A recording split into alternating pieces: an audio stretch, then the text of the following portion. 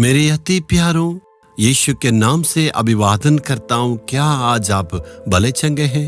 आपको खुशी खुशी सुबह का वक्त देख रहे हैं तो मैं बहुत ही आनंदित हूँ। इसलिए प्रभु में सदा आप आनंदित रहना है। जरूर सबके जीवन में दुख तकलीफें होंगे, मेरे लिए भी, आपके जीवन में भी हो सकता है, लेकिन ये सारी परीक्षाओं से जीत दिलाने के लिए प्रभु यीशु मसीह हमारे साथ है ना, तो इसलिए हमें चिंता नहीं करना चाहिए। यहाँ समुद्र के किनारे से मैं बात कर रहा हूँ। इस समुद्र से आप देखेंगे तो एक ऊंची पहाड़ को देख सकते हैं, ऊंचे स्थान को आप देख सकते हैं ना। आपको मालूम है, इस ब्राजील देश की जो राजधानी है रियो शहर से बात कर रहा हूँ। वर्ल्ड फेमस का एक मूर्ति यहाँ पर बना कर रखे हैं। इस पहाड़ के ऊपर यीशु मसीह का मूर्ति को उन्होंने बना कर रखा है। विश्व का सबसे प्रसिद्ध जगह है, वर्ल्ड वंडर्स में एक है। उसे नजदीक जाके मैंने देखा, बहुत आश्चर्य किया। पहले 15 फीट में और उसके बाद 95 फीट की ऊंचाई में है। पूरा 120 फीट की ऊंचाई में मूर्ति बना है। इस शहर के सबसे ऊंचे पहाड़ पर उन्हें निर्माण किया। इतनी ऊंचाई में बहुत ही सुंदर ढंग से रखे हैं। कितना साल लगा मालूम है? कम से कम 95 साल ये लगा है।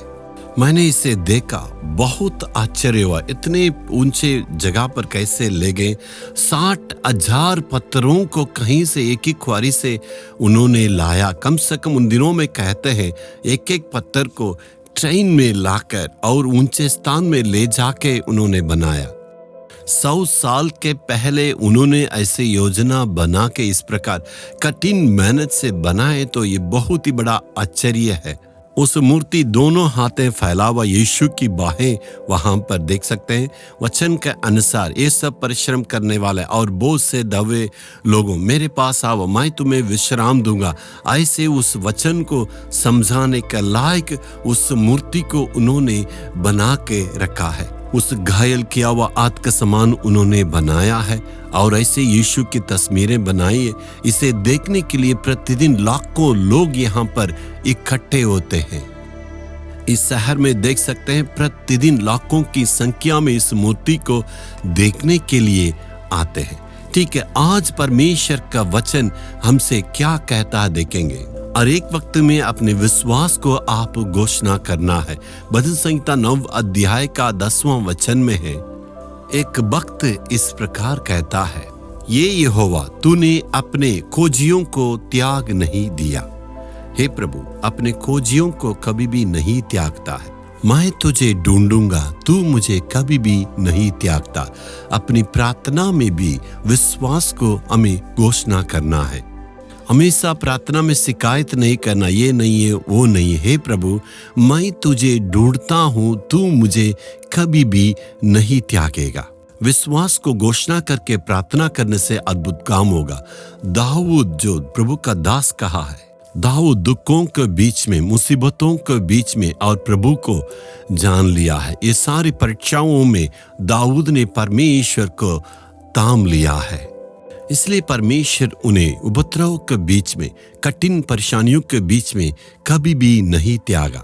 इसलिए वो कहता है, अपने खोजियों को हे परमेश्वर तू कभी भी नहीं त्यागता। परमेश्वर मुझे भी कभी भी नहीं त्यागा। बहुत सी परेशानियां, मुसीबतें आया, परमेश्वर कभी भी नहीं छोड़ा। परमेश्वर मुझे कभी भी नहीं त्यागा है। इतना साल मैं प्रभु की सेवा किया, प्रभु नहीं छोड़ा। मनुष्य हमेशा त्याग सकता, लेकिन परमेश्वर हमें कभी भी नहीं त्यागेगा। इसलिए कभी भी आपको ये नहीं कहना परमेश्वर मुझे त्याग दिया है। हमें परमेश्वर का विरोध नहीं बोलना और परमेश्वर को ऊपर शिकायत नहीं करना। क्या परमेश्वर हमें त्याग दिया है? हमारे लिए इतना जीवन प्राण को दिया परमेश्वर, क्या आपको त्याग देगा? आपको लगेगा परमेश्वर त्याग दिया, लेकिन सचमुच में वो कभी भी नहीं त्यागेगा। हकीकत यही है, परमेश्वर कभी भी आपको नहीं त्यागेगा। आपको परिस्थितियां देखने के वक्त ऐसे लगता परमेश्वर हमें त्याग दिया, लेकिन मैं कहता हूं प्रभु आपके जीवन में आज एक चमत्कार करने वाले, आपको कभी भी नहीं त्यागेगा। आपके विश्वास के मजबूती के लिए आज परमेश्वर कहता है, मैं तुम्हें कभी भी नहीं त्यागूंगा और आपके जीवन में अद्भुत चमत्कार करूंगा। इसलिए प्रभु से कहेंगे, हे प्रभु, तू मुझे कभी भी नहीं त्यागेगा और मुझे कभी भी नहीं छोड़ेगा। आज हम परमेश्वर के पास आके सच्चे दिल से कहेंगे, हे प्रभु, तुझे खोजने वालों को, तेरे खोजियों को कभी भी नहीं त्यागता है। जो कोई तुझे ढूंढते हैं उन्हें कभी भी नहीं त्यागता। प्रभु, मेरे जीवन में आज तू चमत्कार करने वाला, यीशु के नाम में आमीन आमीन। Jesus redeem Hindi YouTube channel को सब्सक्राइब करें।